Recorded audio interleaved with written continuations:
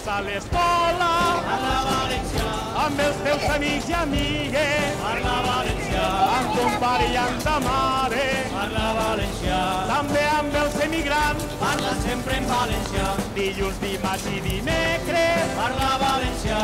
dijous i divendres, parla valencià, dissabte i diumenge, parla valencià, i tots els mesos de l'any, parla sempre en valencià, quan viatges a Tartana, parla valencià, si has d'agafar l'autobús, parla valencià, en avió o en bicicleta, parla valencià, en el cotxe o en el tren, parla sempre en valencià. sí